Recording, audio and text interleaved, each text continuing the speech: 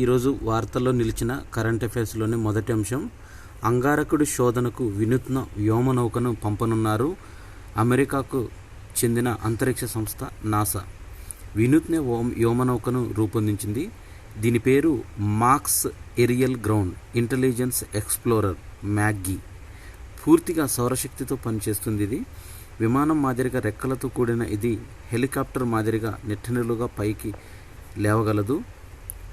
ఇది ఇప్పటివరకు సాంప్రదాయక సబ్సోనిక్ విమానాల కన్నా మెరుగ్గా రాణించగలదని భావిస్తున్నారు.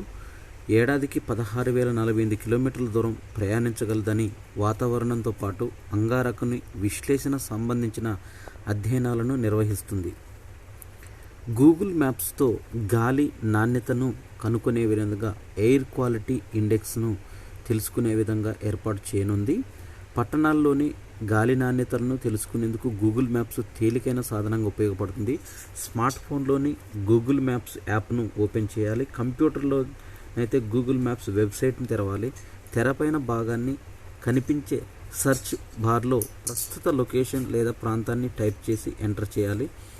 మ్యాప్లో ఎర్రగా కనిపించే లొకేషన్ మీద తాకాలి. మ్యాప్ అడుగున ఎడమ వైపున లేయర్స్ విభాగం అనేది ఉంటుంది. దీన్ని తాకితే terrain, traffic, transit, biking, more options అనేవి కనిపిస్తాయి.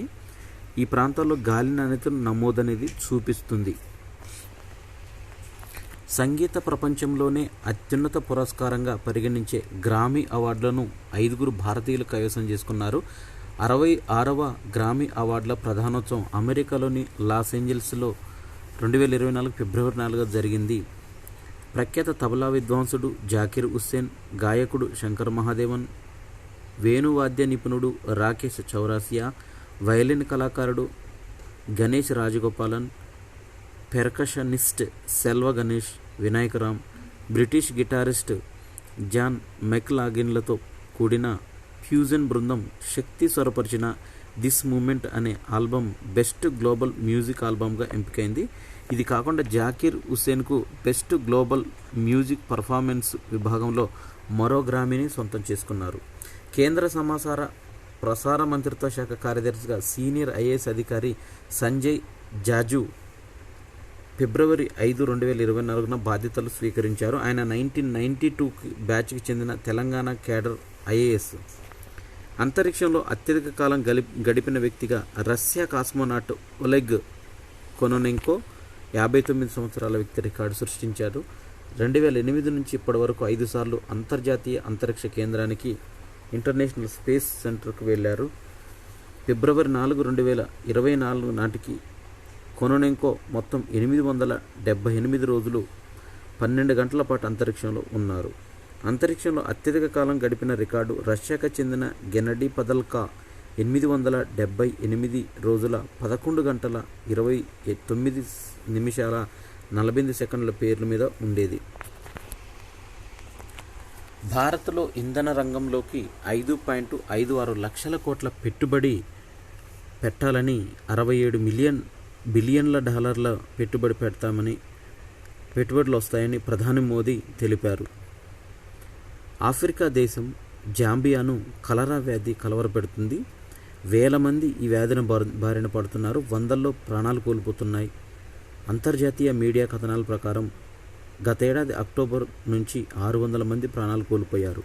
15,000 మందికి పైగా ఈ బ్యాక్టీరియా ఇన్ఫెక్షన్తో బాధపడుతున్నారు. వారణాసిలోని జ్ఞానవాపి మసీదు ఆవరణంలో మూసివేసి ఉన్న నేలమాళిగలన్నింటిలోనూ భారత పురావస్తు విభాగం ఆర్కియలాజికల్ సర్వే ఆఫ్ ఇండియాతో సర్వే చేయించాలని కోరుతూ దాఖలైన పిటిషన్ పైన ఈ నెల 15న విచారణ చేపడతామని వారణాసి కోర్టు మంగళవారం వెల్లడించింది. భారత్కు MQ-9B రక్షణ అని అమెరికా విదేశాంగ శాఖ వెల్లడించింది.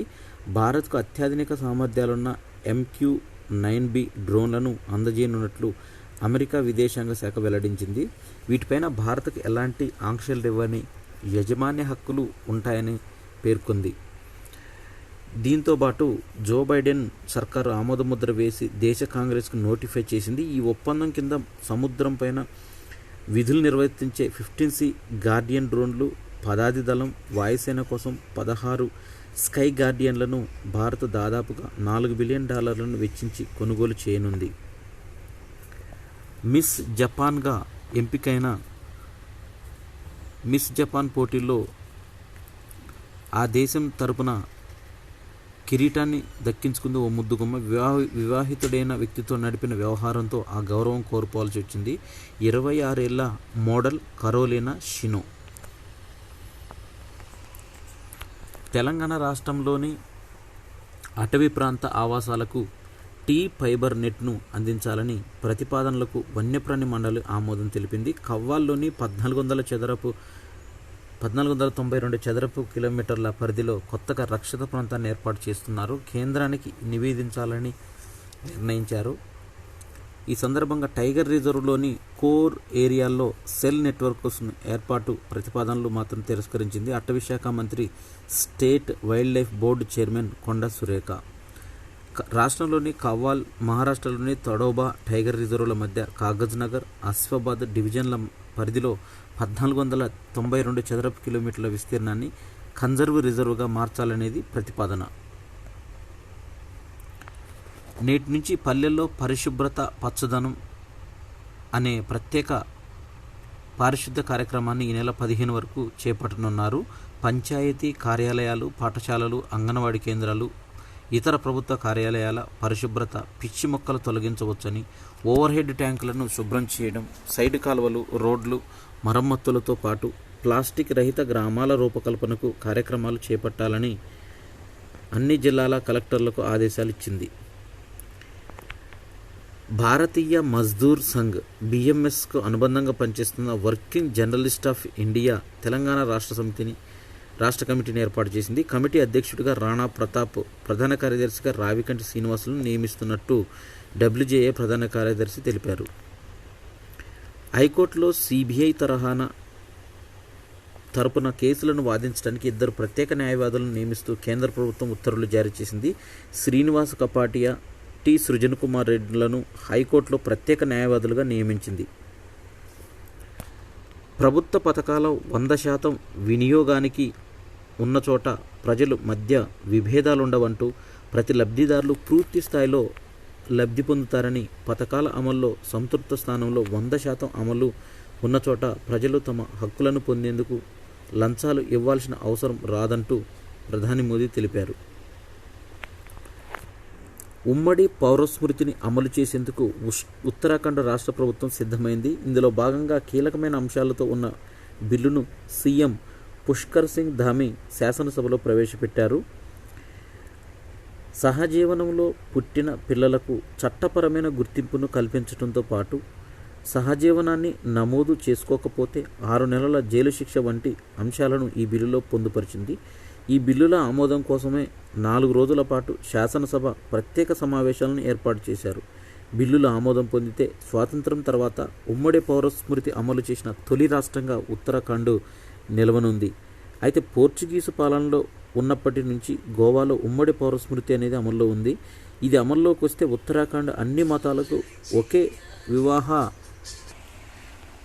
ఏప్రిల్ నుంచి వందే భారత్ స్లీపర్ రైళ్లను ప్రారంభించనుంది. ఢిల్లీ టు ముంబై మధ్య ప్రారంభించనున్న తొలి సర్వీసు. ఏప్రిల్లో ఈ సర్వీసును అందుబాటులోకి తీసుకొస్తామని, తొలి రైలును ఢిల్లీ ముంబై మధ్య ప్రారంభించనున్నట్లుగా రాజధాని ఎక్స్ప్రెస్ కంటే వేగంగా ప్రయాణించే ఈ రైల్లో 16 నుంచి 20 ఏసీ, నాన్ ఏసీ కోచ్లు ఉన్నాయి. ఈ రైళ్లతో దేశంలోని ప్రధాన నగరాల మధ్య ప్రయాణ సమయం తగ్గుతుందని రైల్వే అధికారులు తెలిపారు. అమెరికా నుంచి భారత్కు వచ్చే నౌకతో పాటు మరో దానిపైన పశ్చిమాసియా జలాల్లో మంగళవారం రాత్రి హౌతీ రెబల్స్ డ్రోన్లతో దాడి చేశారు. తొలి దాడి ఎర్ర సముద్రంలోని దక్షిణ ప్రాంతంలో యెమెన్ తీర ప్రాంత పట్టణమైన హొడైడా వద్ద జరిగింది.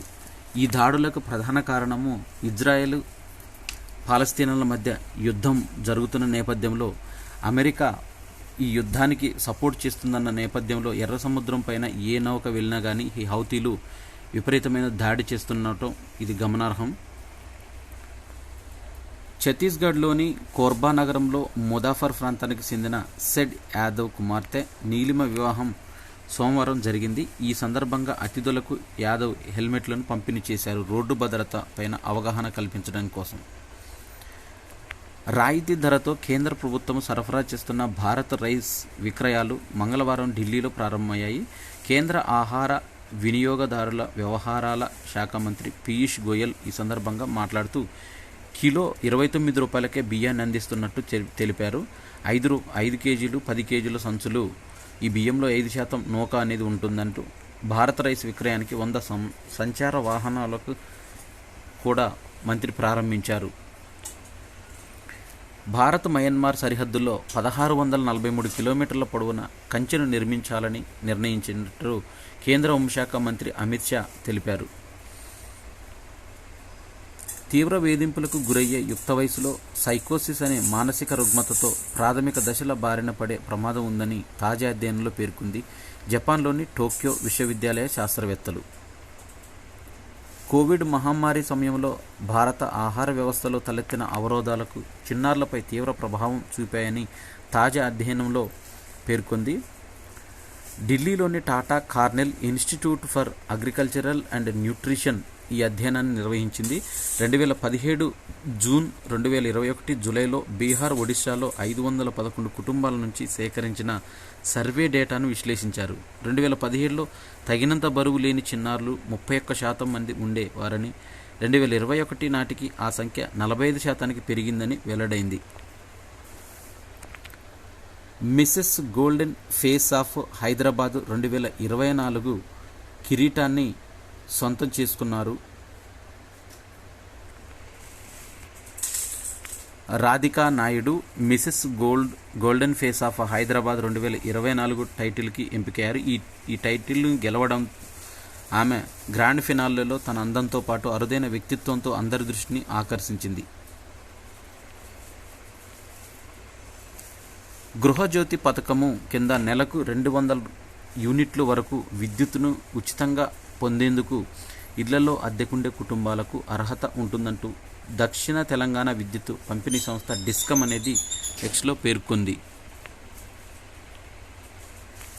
అంతర్జాతీయ నగరంగా గుర్తింపు పొందిన హైదరాబాద్ అందాలను మరింత ఇనుమడింపజేసేలా మూసీ రివర్ ఫ్రంట్ డెవలప్మెంట్ ప్రాజెక్టులను చేపట్టాలని తెలంగాణ ప్రభుత్వం రాష్ట్ర ముఖ్యమంత్రి రేవంత్ రెడ్డి తెలిపారు. మోయిన్ హార్ట్ అనే కంపెనీ ప్రతినిధుల బృందం మంగళవారం రాష్ట్రానికి వచ్చి సచివాలయంలో సీఎంతో భేటీ అయింది. రాష్ట్ర ప్రజల డిజిటల్ హెల్త్ కార్డుల రూపకల్పనకు వైద్య ఆరోగ్య శాఖ శ్రీకారం చుడుతుంది. ఇందులో భాగంగా 18 ఏళ్లు పైబడిన ప్రతి ఒక్కరికి డిజిటల్ హెల్త్ కార్డులను అందజేయడంతో పాటు ఒక ప్రత్యేక గుర్తింపు సంఖ్యను కేటాయించాలని రాష్ట్ర ప్రభుత్వము నిర్ణయించింది. ఈ సమాచారం క్షేత్రస్థాయి ఆరోగ్య సిబ్బంది ఇంటింటికి వెళ్లి వ్యక్తిగత వివరాలను సేకరించి నమోదు చేస్తారు. క్రీడలకు సంబంధించిన కరెంట్ అఫైర్స్ ఒకసారి చూసినట్టయితే అండర్-19 ప్రపంచ కప్ ఫైనల్లో భారత్ నిలిచింది. 32 4 వికెట్లు నుంచి 245 పరుగుల ఛేదన చేసింది. రాణించిన సచిన్, ఉదయ్లు సెమీస్ ఫైనల్లో దక్షిణాఫ్రికా పైన అద్భుతమైన విజయాన్ని సొంతం చేసుకుంది. ఉదయ్ సహారాను 81, సచిన్ దాస్ 96 నిలిచారు. అండర్-19 ప్రపంచ కప్ ఫైనల్ చేరడం భారత్కి ఇది 5వసారి. మొత్తం మీద 9వ పర్యాయం 2000, 2006, 2008, 2012, 2016, 2018, 2020, 2022లోనూ తుది పోరుకు భారత జట్టు చేరింది. ప్రో కబడ్డీ లీగ్ సీజన్ 10లో భాగంగా తమిళ్ తలైవాస్ కీలక విజయం సాధించింది. మంగళవారం జరిగిన మ్యాచ్లో తమిళ్ తలైవాస్ జట్టు 32-25తో యూపీ యోధాస్ను ఓడించి ప్లే ఆఫ్లో ఆశలను సజీవంగా ఉంచుకుంది. కేన్ విలియమ్సన్ శతకం సాధించాడు. కివీస్కి భారీగా ఆధిక్యం సంపాదించాడు. 132 బంతుల్లో 109 స్కోర్ చేశాడు. 12 4లు 1 6తో అదరగొట్టాడు. తొలి ఇన్నింగ్స్లో సెంచరీతో మెరిసిన అతడు రెండో ఇన్నింగ్స్లోనూ శతకం సాధించడంతో దక్షిణాఫ్రికాతో తొలి టెస్టులో న్యూజిలాండ్ భారీ ఆధిక్యం సాధించింది. షాప్ అండర్-19 మహిళల ఫుట్బాల్ ఛాంపియన్షిప్లో భారత్ ఫైనల్లోకి దూసుకెళ్లింది. మంగళవారం జరిగిన చివరి లీగ్ మ్యాచ్లో భారత్ 4-0తో నేపాల్ను చిత్తు చేసింది. 5 మ్యాచ్ల T20 సిరీస్ కోసం జింబాబ్వేలో భారత జట్టు పర్యటించనుంది. జూలై 6న ప్రారంభమయ్యే ఈ సిరీస్లో ద్వితీయ శ్రేణి టీం ఇండియా బరిలో దిగనుంది. భారత హాకీ ఆటగాడు వరుణ్ పైన పోక్సో కేసు అనేది నమోదైంది. 2018లో సామాజిక మాధ్యమం ద్వారా పరిచయమైన వరుణ్ తనను పెళ్లి చేసుకుంటానని నమ్మించిన పలుచార్లు అత్యాచారం చేశారని 22 ఏళ్ల యువతి తన ఫిర్యాదులో పేర్కొంది. భారత క్రీడా ప్రాధికార సంస్థ సాయి కేంద్రంలో ఉన్నప్పుడు వరుణ్ని కలిసినట్లు యువతి పేర్కొంది. 2021లో అర్జున అవార్డు అందుకున్న వరుణ్ ఇటీవలే పంజాబ్ పోలీస్ శాఖలో డిఎస్పీగా పదోన్నతి పొందాడు. టోక్యో ఒలింపిక్స్లో స్టాండ్ బైగా ఎంపికైన వరుణ్ ప్రస్తుతం FIH ప్రో లీగ్లో పాల్గొనే భారత జట్టులో ఉన్నాడు. ఇవి ఫిబ్రవరి 7, 2024కు సంబంధించిన కరెంట్ అఫైర్స్.